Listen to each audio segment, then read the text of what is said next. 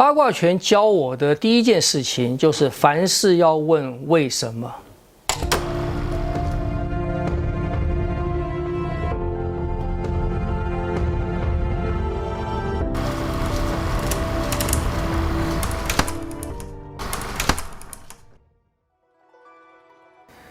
我叫何敬涵，我是民国44年元月出生的。我习武是从16岁习武的啊。那么开始是接触太极拳，接触过形意拳，后来师承是八卦拳啊。我的师父是宫保斋先生，师爷是宫保田啊。那么到我是第5代，我接触太极拳是在16岁，那个时候是在高中啊。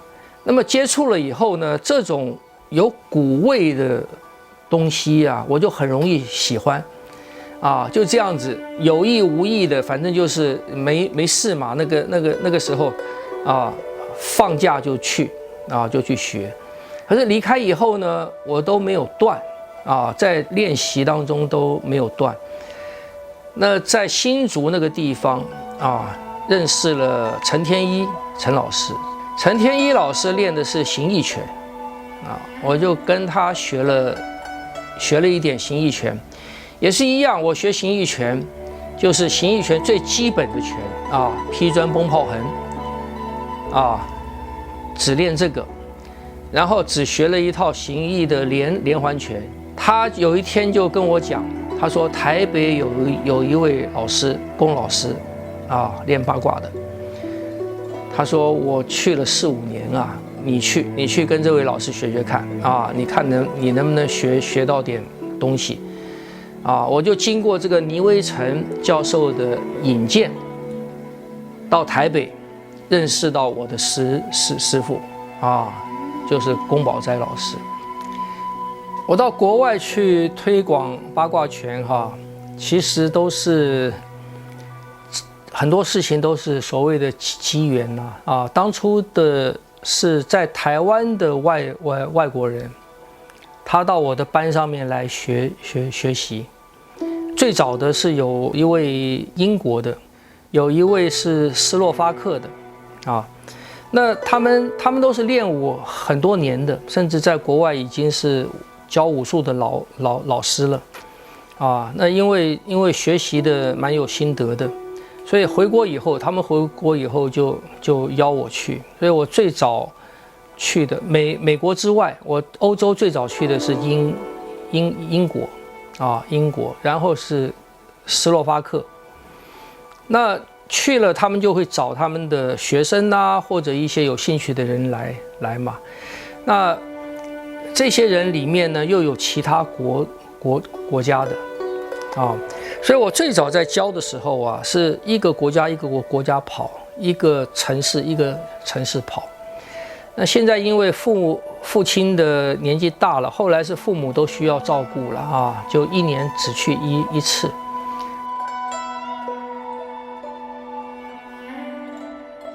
八卦拳它比较讲究的，我个人认为是一种从不平衡中找到那个平衡，就是了解到说，原来这个动作是身体的哪些地方，你需要去控制你的身体，怎么操作它，这样就是比较容易清楚。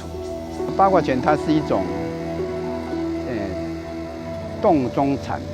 我喜欢它的教法，所以如果你自己要进步，那你自己练；那如果你自己要练，我可以教你。就是他对身体的了解的细微程度，每一个关节每一根筋在哪里，每一根骨头，还有甚至内脏该怎么样动，他都会很细微的知道这样子。不管他的武术，还是他的精神，还是他的生活面，就变成全面性的，不是只有练习武术而已。每个动作有很大的意思，然后出了动作也有一种想法。它是求真的。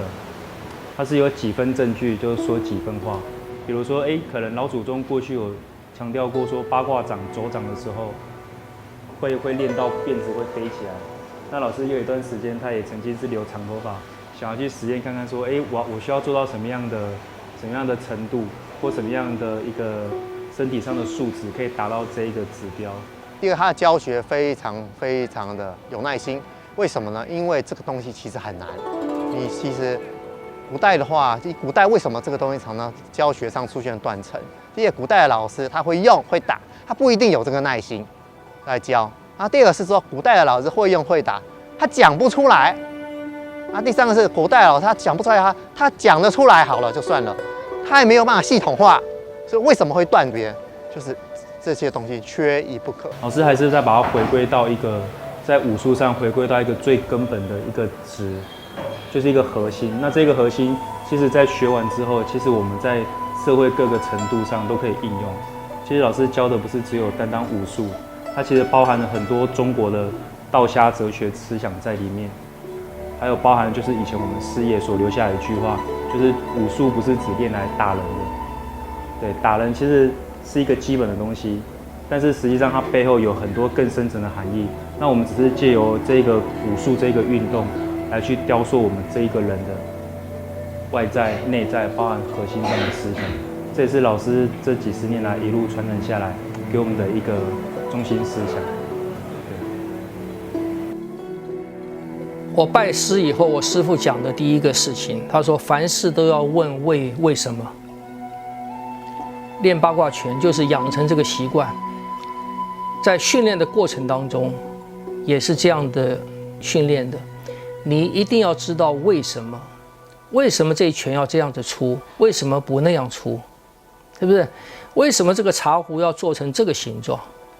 为什么它的嘴要做成这样弯的？我们对接触到的所有的事情，都不能把它当成是理所当然就是这个样子的。